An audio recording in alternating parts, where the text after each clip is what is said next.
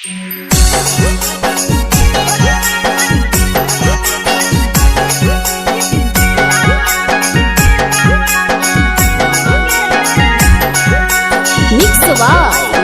Films Bhojpuri Sonbhadra Chamoli.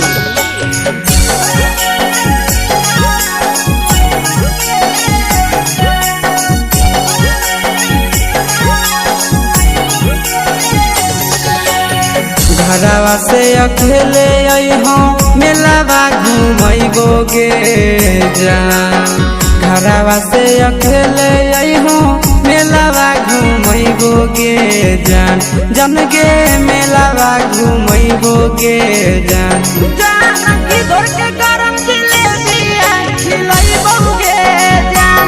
जान गरम गरम जिलेबिया खिलैबोगे जान। झुलुआ झुलैबो तारा माची पर चढ़ैबोगे जान। झुलुआ झुलैबो तारा माची पर चढ़ैबोगे जान। तारा माची पर चढ़ैबोगे जान। जान खैरा के गरम जिलेबिया खिलैबोगे जान। जान की घोड़ा वाला खिलावा घुमैबोगे जान।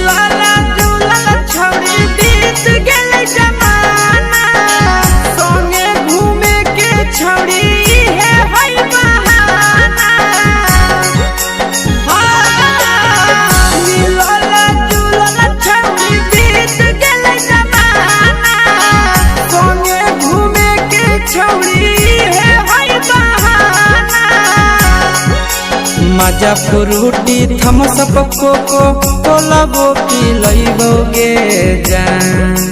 मजा फ्रूटी थम्सअप कोको कोलाबो पिलैबोगे जान। कोको कोलाबो पिलैबोगे जान। जान भैया रानी से दर्शन करैबोगे जान।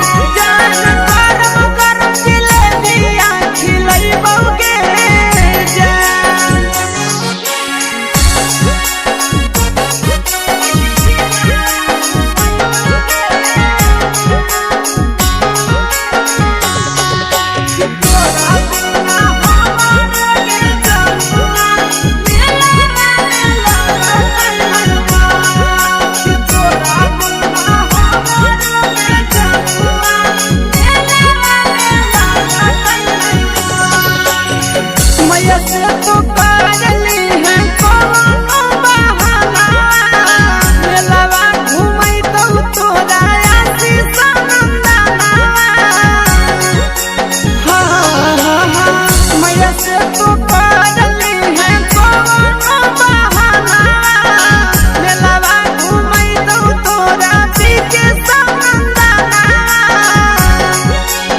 सब सुख तोहर जानू हम ही पूरैबोगे जान।